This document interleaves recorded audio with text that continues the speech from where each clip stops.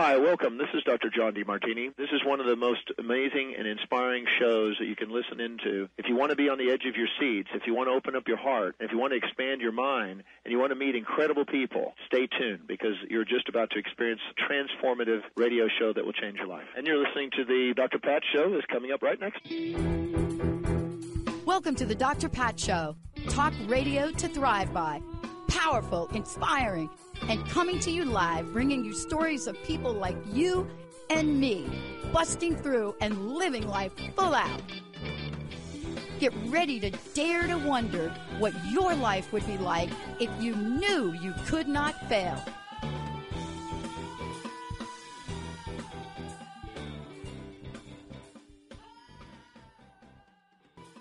Hey, everybody, welcome. It's so great to have all of you tune us in and turn us on. I'm just loving this. You know, I don't know, like Lilith and I were just like hanging out before, and you know, I always forget, like we haven't started the show yet. And so we're having a conversation, we're catching up a little bit. But what I realize is that when I think about the fact that I get to have a conversation with Lilith Dorsey and somebody that, when you think about the synthesis of many traditions and bringing all of that together, and you think about how she's been able to embody plant science, anthropology, film, right? So many different initiations and trainings, right? Especially when we're looking at whether it's New Orleans voodoo or so much more, we're really looking at this idea of being able to synthesize the energies, right? The energies. And so when you're looking at the amazing accomplishments, but also passion and purpose, you know, as award-winning, published Black author of voodoo and Afro-Caribbean paganism, you just name it, goddesses, water magic, I get excited. Because what you're about to hear in today's show is water magic, elements of witchcraft. This is from book 1, but this is a bigger message than that. What is it about water and the magic of water that doesn't get enough attention? However, it is one of the strongest transformational or transformative energies that we can think about. Now, there are some of the other elements. I'm not like dissing the air people. So all y'all air people, it's okay not to email me, or even the fire and the earth people, because, you know, right? But water is something I had to understand, and I had to understand the magic of it. And the only way I could do that was to learn from people like Lilith, to understand, you know, what some of the ideas and how ancient water is and how transformative it is and how cleansing it is. And today's show and the timing of this conversation is so important, because if I think about like where we are today and what people have experienced, I'm just going to say to everybody out there, you all need to be talking to Lilith and talk about the power of water. Lilith, it's great to have you. Welcome. Oh, thank you so much for having me on. This is fantastic. I'm so happy to be here. I don't know how else to say it, but let me be blunt. I've been asked a lot of questions about how I capture the past 3 years. And I don't really talk about it. But when I answer the question, what would humanity and people benefit from? If I could break it down simplistically, the answer would be cleansing. Now, and then I always get a million questions. But I want to ask you that same question. I don't think there's a mistake that I brought that up. Certainly, I'm not an expert in what you are an expert about. But there's this energetic magic of water that does so many things to heal so many things. What are your thoughts on that? Oh, definitely. It's such a healing and cleansing force, I think, in everybody's lives. You know, we're born in water. We come in ushered into water. You know, anybody who's had kids like me, there's water that comes out and you're like, what's happening? Oh, life is happening, you know? And it's just so amazing. I mean, when we were talking before, you mentioned that, you know, you didn't have that many planets in water when you had your chart done and stuff. And that's what I always said, you know, I don't have that many planets in water. But I started thinking, wait a minute, my body is mostly water. My brain is even a higher percentage of water. So everything I do is influenced by water. So even if I don't think I like it very much, it's there, it's in me, it's responsible for me continuing, you know, and that to me is just so beautiful. When you look at the creation myths, almost creation myths from all over the world, they're almost all talking about water. Even science tells us that there's a very good chance that the earth and the universe was born in water. So it's just, it's everywhere. We can't ignore it. And I love that when you, and, you know, and for those of you out there, we are also talking about, you know, an incredible book. And I just want you all to know that, you know, and for those of you just tuning in, you're going to be able to find out, you can go to Amazon, Water Magic, Elements of Witchcraft, Book 1. Of course, this is with the most amazing Lilith Dorsey. But when I'm reading your book and I went back over it again, and I always get a different message, right? For where, right? That's why you do what you do, because you know people are going to get a different message. But I love the way you introduce people to the fact that water transcends any moment you're in now and goes back to really touch upon it's throughout time and culture. It's like, so it's the kind of thing like air. You cannot not be impacted by it. However, water is so prominently physical. Do you know what I mean? Air is like air, but water, and especially in the world today, we are more aware of water, not having enough water, some places having too much water, I think, than we have been in our history. What do you think?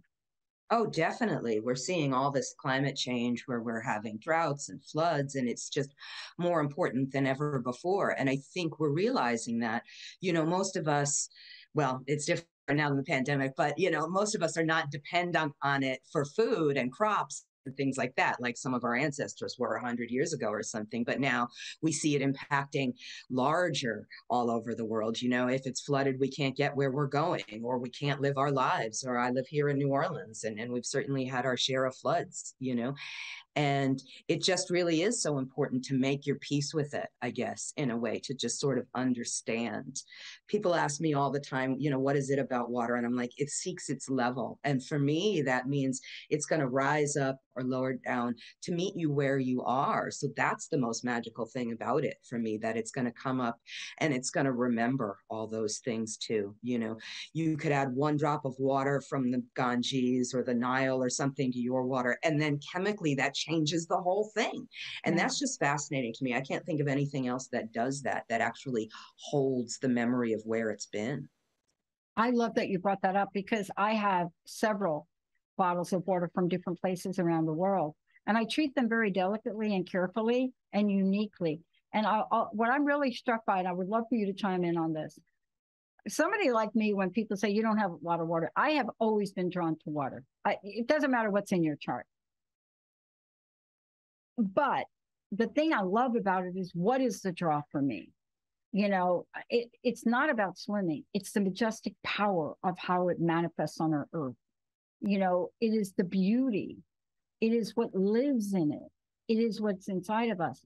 But I love in your book, one of my favorite things to talk about is, I think it's in the early chapter, like 1 or 2, you're talking about mythology and some of the water beasts.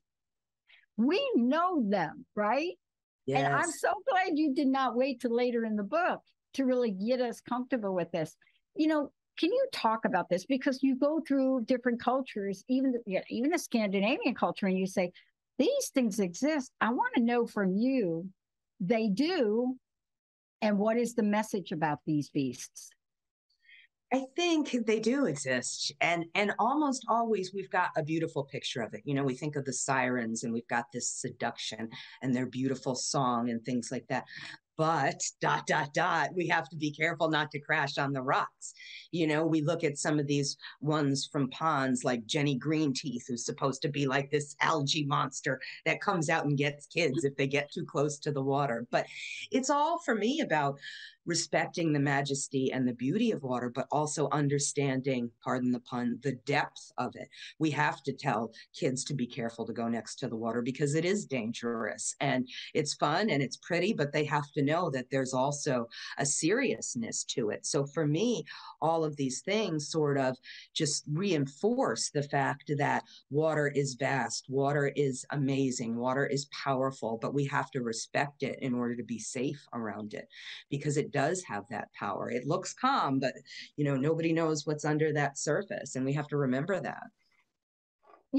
I'll tell you why I was really struck by this a little bit. I don't know if you know much about Seattle or the Seattle area. I grew up as a kid in New York, and my family had a couple of loves, right? Especially throughout my teenage years. Outside of boxing, hockey was there. So Seattle comes up with a hockey team. Wow. And all of a sudden, I hear what the hockey team's name is. And I'm talking to my friends, and I'm like, how did they come up with that name? Right? How did they name a hockey team Kraken? Hello, right? Now, I do live in Seattle, and we are different here. There is no, right? So on one hand, I was surprised. On the other hand, not so much. It's called Seattle Kraken. That is the hockey team. Let's talk about the mythology of the Kraken. Oh, that's beautiful. I love that. I just went to a Kraken party the other night. They did that though, right? Well, again, you've got this kind of Greek mythology that surrounds that there are these gigantic beasts that can come to our aid from beneath the ocean, and they are vast and gigantic, and we have to respect them. And they're sort of there when we need them, which to me, I think is, again, an intrinsic character of water. We hope it's there when we need it, hopefully we can respect it. But that, to me, the Kraken is just, everybody loves the Kraken, it's just one of those things. Everybody loves it because they understand that these things are in the depths. And I think it's like a secret strength that can come out. And we all know we have our secret strengths inside of us. And hopefully we can command them to come out when we need them. And I think that that's such a powerful image that that's why everybody picks it up and just runs with it. Yeah. It's so funny because, you would have picked up on this right away if you'd have seen the logo. I don't know if Jacob's going to put the logo up, but, the logo is like the S for Seattle. And then there's like an anchor. I'm not sure what the anchor is about. But in the S, it's really well done. It's really almost Gothic. It's like a Gothic S. But in the top of it, there's like a red half moon slither. See, I know that's the eye. Yeah. But people are like, what's that red thing? And I'm like, no. See, the S, right? You have to explain it to people. But the reason I'm bringing it up is because we have been so enamored with water and what water produces. Some of the incredible mythical images, right? I mean, even in the blockbuster movie, gosh, I can't remember the name of it, but it was the latest Disney Marvel movie. And it had two dragons in it. One, of course, was a dragon of fire. But the surprise dragon in the movie was the water dragon, who represented the good dragon.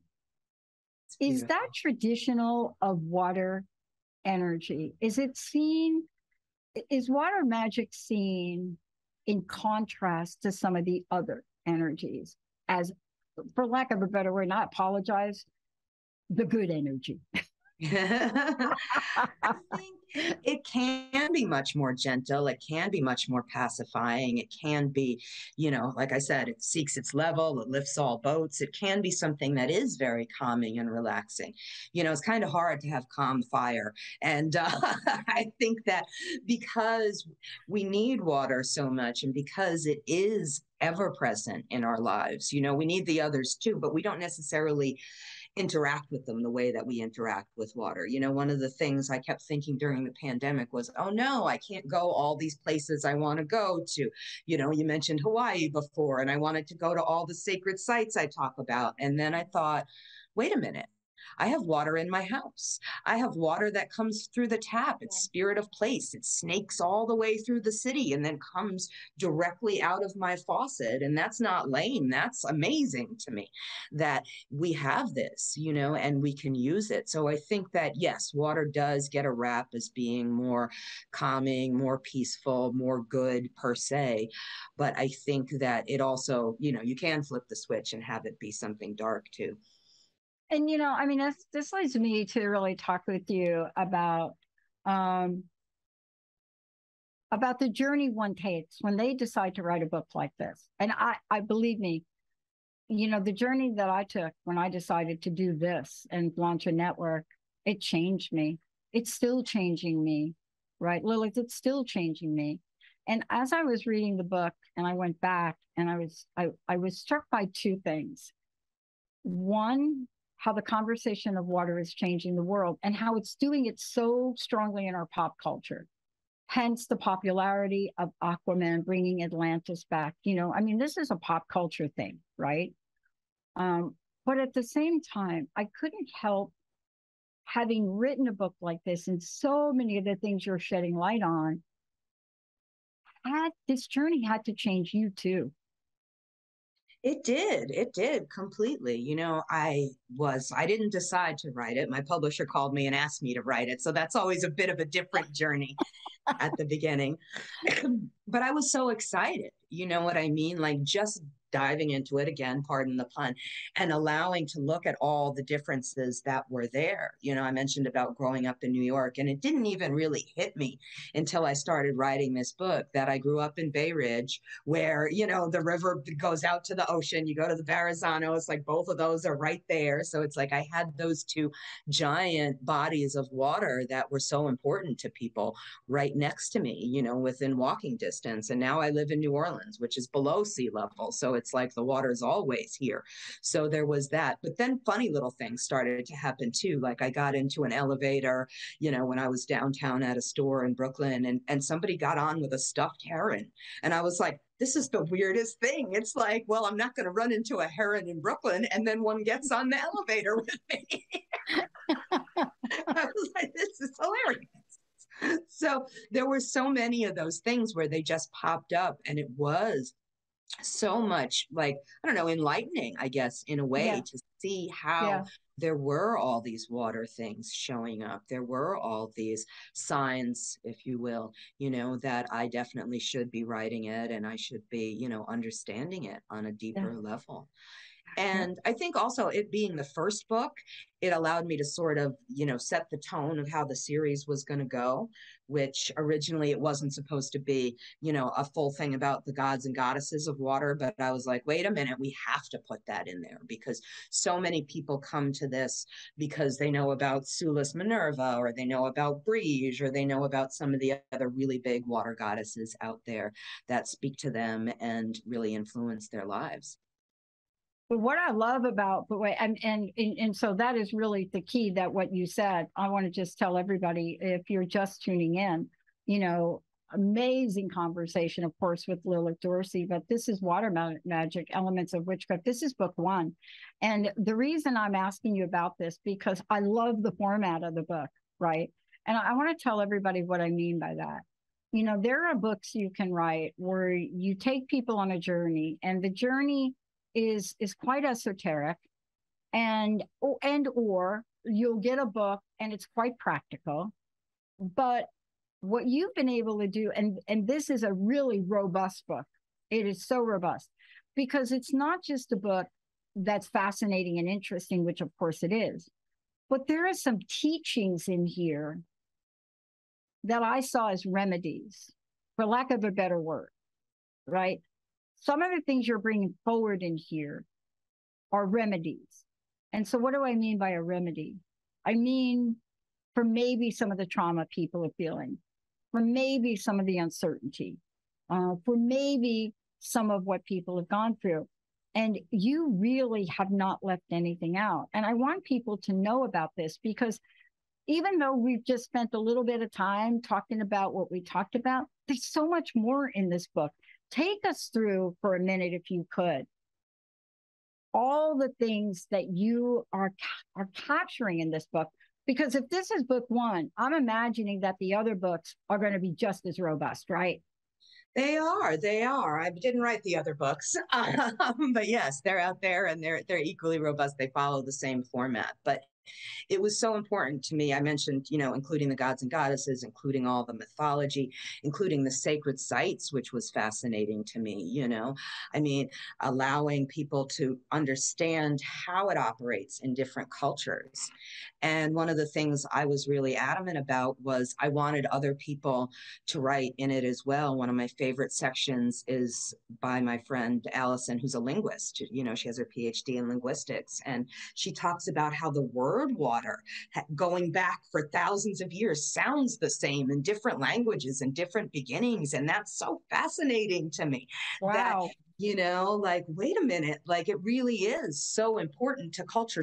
And it's the same, even in the way that we make the same sound in our mouth when we're saying it. So that was so fascinating to me, and then also indigenous people. I had a Taino elder talk about the mythology of their beginnings in water and their water goddesses. I had somebody who does ritual at Niagara Falls, my friend Witch Dr. Utu, talk about the sacred beings that live in Niagara. So I really wanted it to be, I can write about Niagara, but somebody who's been there, interacting with it for 30 or 40 years is going to do a way different, more in-depth job than I am. A Taino elder, again, I could write about it, but they're going to know way more about what that means to them and their culture. And that's going to be so important to the people out there that maybe don't know it, or maybe it got lost, or maybe they just, they thought Taino people disappeared, actually. 20 years ago, they thought there were no more Taino people, and now they're DNA testing people, and they found out there's loads of Taino people out there. So a lot of people are rediscovering that heritage and having to go and look for information about it. So it was so beautiful to me to have that in there.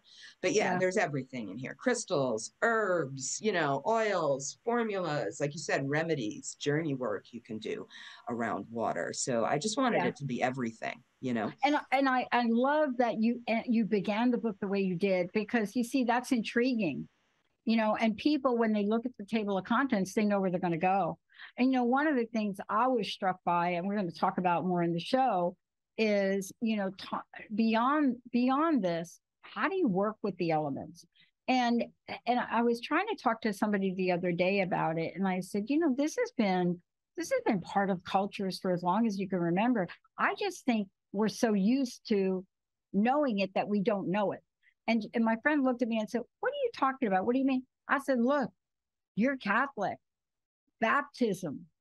I said, "How many things do you know about that process?" And it's not called baptism in every culture, but you see how it shows up. And it's almost like we've taken, which once was the way it's being described in things that are written down now, the cleansing process that, the idea of going to this river, this beautiful place, and having a special ritual around that. And I think we do take some of this for granted, that has been with us for so long. And, I want to ask you this question. I want to talk about this when we come back. There are things people can do to work with water now. And you're right. It could come out of your faucet. I mean, we do not have to get a plane and go to Nile. We don't have to go to Egypt. It's okay if you want to. But then there's working with water and other things. See, that's the part I like water and animal guides, like water and crystal, right? Like the magic in water that we've brought forward. But I also want to talk with you about, is there a magic that we're getting ready to forget? I want to talk about that. Out of everything around, it is one of the most available elements to transform, and yet very few understand the power by which you write about in this book of what it can do. I'm going to take a short break. We're going to be right back. But before we do, how do people get the book and how do they find out about you? Because you got a whole lot of other things going on. Yeah. Well, they can go online and get the book, Water Magic. You'll find it. They can go to my website, lilithdorsey.com. That'll bring you to my blog and my other books and all of that stuff, my readings, everything. Yeah. And by the way, workshops, psychic readings, everything. Just go ahead and go there. Also, you'll be able to see other books that are available out there. When we come back, we're going to talk about, maybe we'll get insider information from Lilith. Did you have any favorites today? Can we get some healing going on here today? And what might be her favorite and my favorite combination of things? And am I putting too many things in the cake? Let's take a short break, everybody. Benny, Jacob, we'll be right back.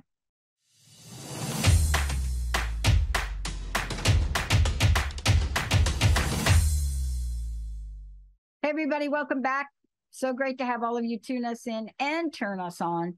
I want to just tell everybody, I don't know, if you have any questions for Lilith, give us a call. If you want to know something about water magic, she's the one to ask. 1-800-930-2819. Give us a call. Lilith Dorsey, DORSEY.com is where you can go. The book is available on Amazon. You'll be able to go over there, but you'll also be able to find out much more about Lilith, and not just about the books, because there are many, many things that she's doing to make sure that what we're doing is going to help us rise up, help us move beyond whatever we're moving beyond, and understand the dynamic nature of what we can transform and transmutate. And so, Lilith, thank you so much for today. I mean, I know we can't go through everything in the book because there really is a lot, but I love the application part. And I think people apply water to healing applications, to transformative applications, and maybe don't even know it, right? I mean, I was watching my friend a couple of weeks ago, her hands in water, and she was like supposed to be washing her hands, right? And I'm just like, okay, that's like about 2 minutes now. That's okay. Now we're working on 3 minutes. I know, like, she's not like really worried about the germs. She got in a zone with it. Yeah. So a large part of the book really helps people understand how to use water, how to transform. If you think about what you put in a book, give us a couple of examples of what really comes to the top for you today that we could share with people. I think that people are used to using water in conjunction with healing baths or transformational baths or things like that. And that might be one of those things you mentioned about people don't even know they're doing magic, by putting some holy water in their bath or a little bit of spring water or rose water or something to make it a little nicer, but that is a magic spell. You're getting in there, you're immersing yourself, you're having that all around you and floating around you. And I think people don't take that leap and do the same thing when they're cleaning their house. I'm a big believer in magical floor washes. So yes, you got to wash your floor anyway. How about stick some spring water in there for renewal and transformation of your home so it'll be blessed. If you're, Christian or Catholic, put some holy water in there and that'll help keep all the negativity out and give it a blessing, So I'm a big believer in that when I'm doing things. And, you talked about, could you put too much stuff in?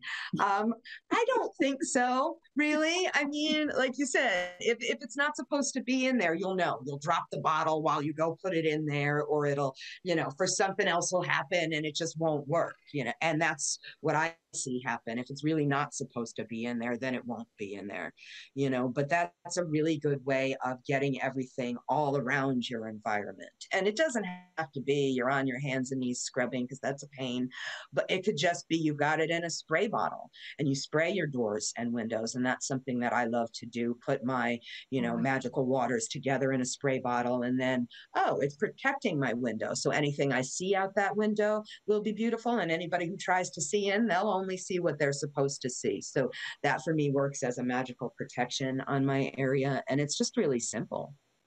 You know, I learned a little history about my grandmother and grandfather, which I didn't know. I learned it right before my uncle. Well, I didn't actually learn it before my uncle passed away, but the internet brought to light that I have a lot of people in South America that have my name.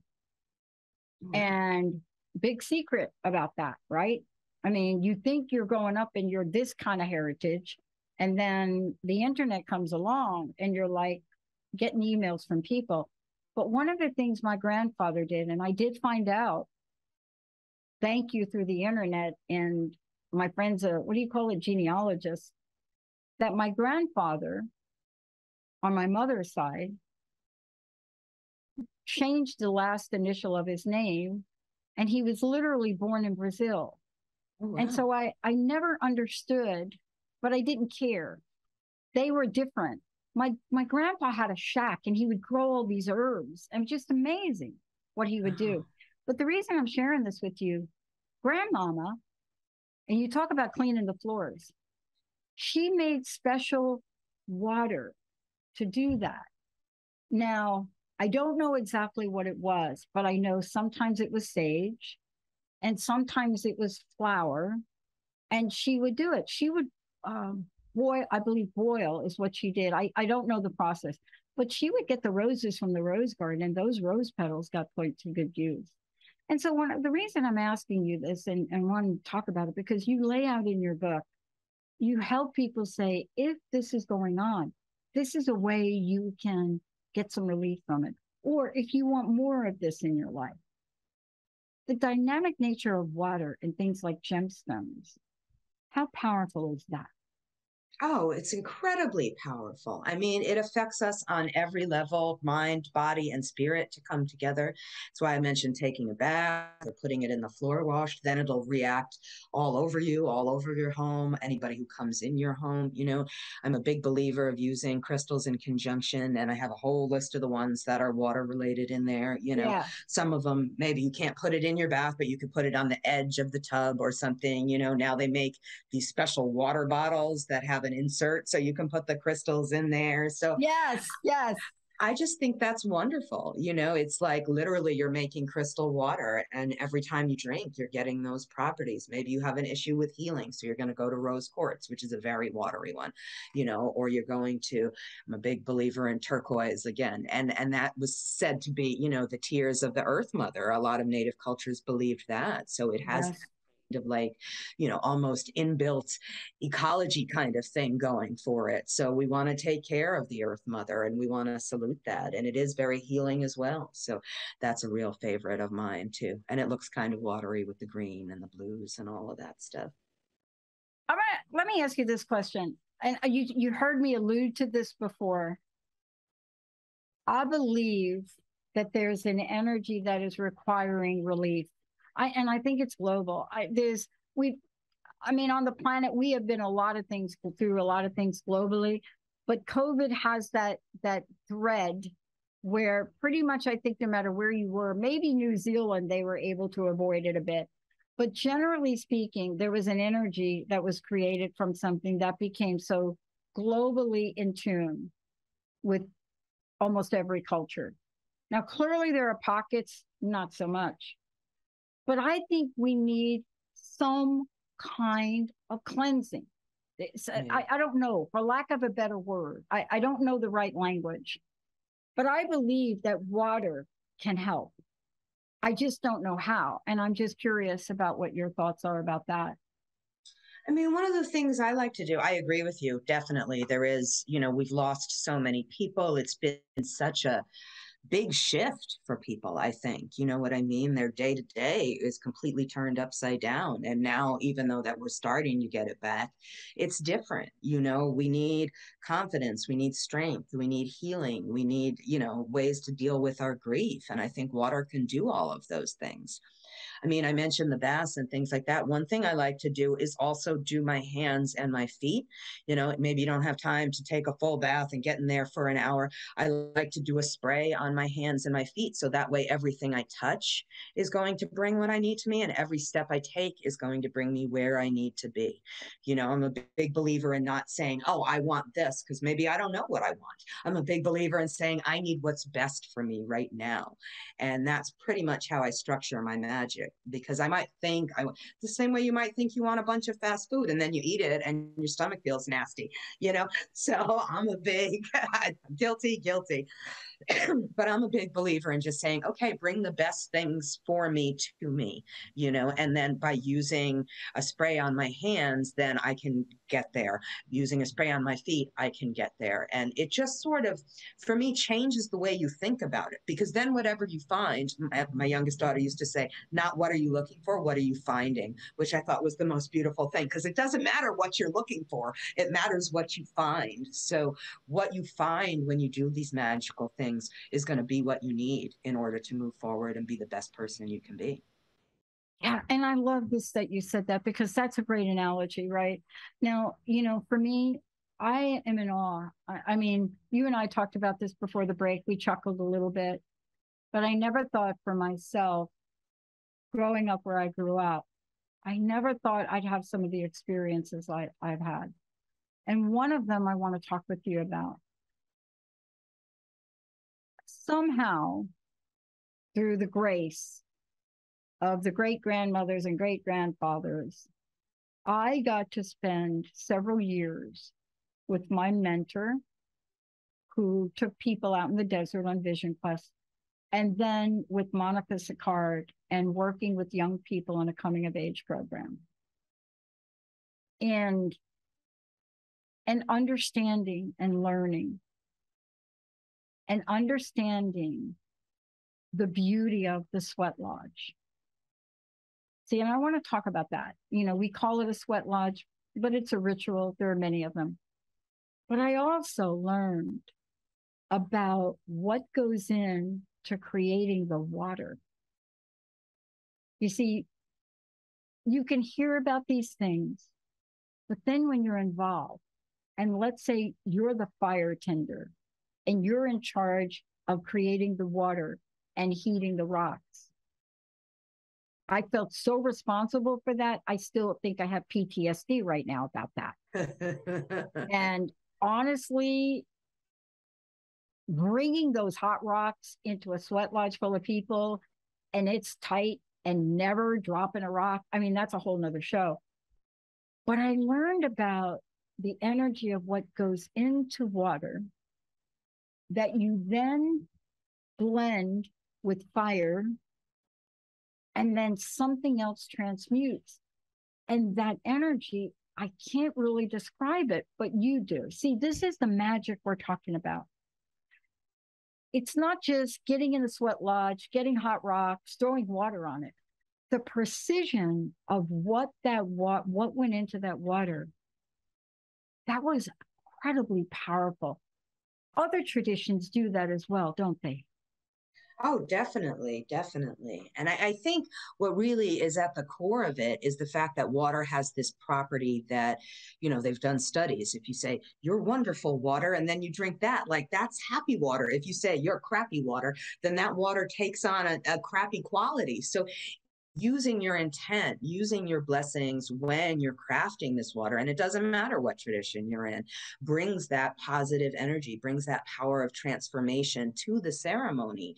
And that for me is so invaluable. And I love that you brought up the sweat, because that's perfect. It's like you've got the steam from pouring the water on the rocks, and then the water comes out of you. It's like you sweat out everything you don't need anymore. And you have this transformational experience where you're really changed on every level. It sounds so simple. Like if you haven't done it, it's like, what? I'm going to sit in this thing and then I'm going to get sweaty and then it's going to be, but it's so powerful. And the first sweat I ever did was with some Lakota people on the anniversary of Wounded Knee. And for me, that was just like, oh my gosh, to be here with these Indigenous people celebrating and sort of letting go of all the pain and really realizing what the future was going to bring through this amazing process. It was phenomenal. Yeah. And let's just talk about something else that touches upon this and the magic of water. And the reason I want to bring it up is there's something that happens when you put these elements together that affect other senses, right? Certainly taste, but the transformation and transmutation of other things, other elements, other materials, when they come in contact with water, generates something. And in this case, right now, we're learning about the power of breathing in, right? Yes. We're learning about that. COVID did a lot, but one of the things I watched during COVID was how many people learned about the vaporization of things. Do you know what I'm saying? Oh, people, yes, definitely. Would have never thought, oh, what are they telling me to get? Some kind of infuser and this and that. But see, isn't that another form of the magic that's almost unnoticeable if you don't realize that it comes from water? Definitely, definitely. I mean, water can take on, as you said, all these characters. We can put it with earth and make healing mud to detox ourselves. We can put it, with air and make a vapor that will heal us. I've always been a big believer. I grew up with that, put a pot on the stove and stick your head over it like that. It kept me healthy for a long time, but now other people are finding out these things, and just, it's so simple, but it's so profound and so effective. And I think that's, again, these are ancient remedies that our great-grandparents knew and their great-grandparents now. And now we're just allowing ourselves to rediscover it because we really need it. And we have the time to utilize it effectively. Yeah. Now, I want to spend this last couple of minutes here with you because I would love to hear from you. There are things in the book that I know people don't know about. But from your perspective, they're in the book for a reason. If you could pick anywhere from 2 to 3 things that you bring forth in the book, the magic potion of them that people probably don't know about and don't know how it would change their life, what would be on your list? I'm just putting you on the hot seat now. Got you on the hot seat.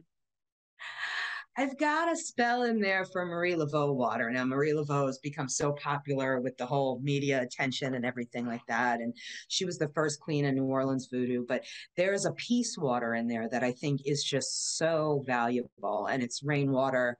The best rainwater to get is supposed to be during the month of May. If it's not May, that's fine. Go out and get what you can get. But if it is May and, it's raining, be sure to put your bowls out and everything like that.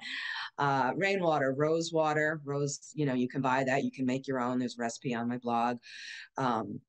And then holy water, which obviously you can get from a church. You can make your own holy water. I like to make my own holy water sometimes by giving it to the spiritual people that I know. Can you bless this for me? And I think that's a shortcut for people who don't necessarily like to associate with mainstream Christianity, and lavender, which is we know is so calming, so healing, and those things go together. And that for me brings peace to the situation. And no matter what you're dealing with, you need peace in the situation. If you're feeling unhealthy, you need peace in the situation just so you can have that calm and clarity to figure out how to heal yourself better. If something's stressful, you need peace. If you're in love, you need peace so you can go through it adequately and you don't get that kind of oh my gosh, I'm in love, I'm not thinking straight, and I just love it because, it's Marie Laveau. People talk about Laveau, you know what I mean? Literally her name in French being wash water, so for me, she's the most famous, practitioner in this country, and her name means water. Yeah. Yeah. I mean, see, this is what I love, and that's why I love talking with you. And I love the work you do and how you do it, is because first of all, I have to really give a shout out about how all things magic are becoming extremely popular in ways that I haven't seen in decades. They really are. and well, what is my benchmark? I mean, I'm not a researcher, but I mean, come on. All you need to do is go through the list on any of the Netflix. I mean, just look at what people are being drawn to. Look at the books people are reading. You know, there's something that we're reconnecting with that we knew once existed. Isn't that true about water and magic? See, we know it, and I think we got to reconnect now. Definitely, definitely. I think that this younger generations are sort of rediscovering it and reclaiming it. And I think that's beautiful. And water is at the core of that. I mentioned our bodies are water, our planet's water. You know, we all have water in our house. We can all get water. It's something that we can all work with. And no, I never thought it was going to be this popular. Like this book that we're talking about made the list of best witch books last week from Cosmopolitan. So I'm just like, what? Like, how is this happening? Like, how is this getting so popular? But I think it's beautiful. I think it's beautiful, especially for the younger people. It's empowering. And I didn't have those empowering witchy things when I was young. And I think I suffered for it. And you know, the reason I always wrote was because I wanted my daughters to have empowering things that weren't written by the, you know, bald patriarchy. Like, so they could just sort of, you know, see themselves in the magic. And I think that this is something that people are finally doing, and it's beautiful. Yeah. I mean, and that's why I really wanted to talk with you about it. You're right. The popularity is, you know, we're bringing something, you know, that is ancient that we can go back in time and look at, but people are really seeing a modern application. And I think that's what you're doing in this book. You know, you're taking something which we've already known about. Now you're reminding us about it, right? You're bringing up those things about water that would make us smile, or maybe some that would make us scared, or maybe you're going to name a hockey team like a scary thing. But you're reminding us. And then when we go through the book, then you're bringing us to a place and saying, now, wait a minute, this is your application. Everybody can do this. All can benefit from it. And then you're reminding us of how grounded it is in traditions, in mythology, in practicality, in some of the most prominent spiritual and religious rituals that we know. What would you like to say for people listening so that they can call forward their own water magic today and begin whatever the healing process might be, but begin this journey for themselves? I would just like to tell them that they have the tools. They have the tools to help themselves through water magic. They have the tools to help the planet through water magic. You know, somebody said to me, oh, well, I want to go do a giant ritual at the beach. I said, well, why don't you just go pick up some garbage? That's a ritual at the beach. You know, and maybe it's not the sexiest ritual you can think of, but it's important. And if we all do it, then it will be better for everybody, you know, and then you can, after you do that, then you can stick your toes in and connect to the great ocean mothers, you know, but before that, spend some time making it better for everybody. I think that's invaluable. And people need to remember that side of things too. You know, it's interesting. Linda, of course, I think you know, I know Linda schedules all my interviews, but Linda has a ritual, and I've never seen anybody quite in my life, right, that doesn't come from a mythical tradition or an ancient tradition as in tune to water as she is. And it doesn't matter where we go, like if we're traveling together, we have to go to the water. She has to put her feet in the water. 5 degrees, 105 degrees. And I've never questioned her about that, because there's something very and to watch her do it. That's why I love your book, because when you see what happens with people that really do understand this energy and how they change. Now, Linda and I have been friends for a long time, but I treasure those moments that I've seen her do this ritual. And see, that's why I was really excited to talk with you, because you're giving people tools, techniques, information, and approaches where they can change their lives like now. We don't have to wait 10 years to do that.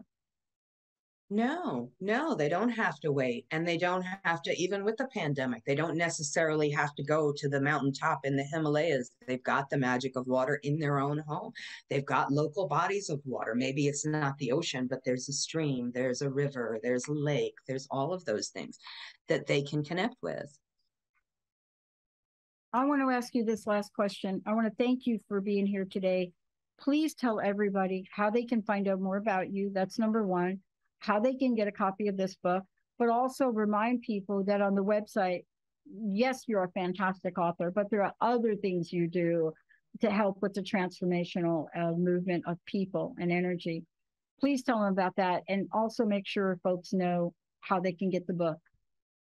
Okay, great. Well, they can go to my website, lilithdorsey.com. They can get the book on Amazon or Barnes & Noble or their local indie bookstore. You know, they can ask them to order it. I want people to have choices, so it's out there. I'm on social media. I'm on Instagram, Twitter, Facebook, all of those lovely things. People can find me there. And then people can also come to me for a reading. I take students. I do workshops, all of those kinds of things. So if people want to find out more, just get a hold of me. And then may I ask you, like, I just got a text message from one of our listeners. They wanted to know if there's something specific going on, could they work with you to get, can we work with Lilith to get I guess the word is customized water thing? Oh, yeah, sure. I usually ask people to get a reading first so we can figure out exactly what's going on rather than... Okay. You know, it's like going into a pharmacy and this medicine looks good. No, we need to find out what medicine exactly is going to help you. So that's why I ask people to get a reading first. I love it. But yeah. You know, look, I have one more question, really simple question. What's your personal message? What do you want to leave us with? And thank you so much for making our understanding of the power of water so much fun and yet educational. What do you want to leave us with, though?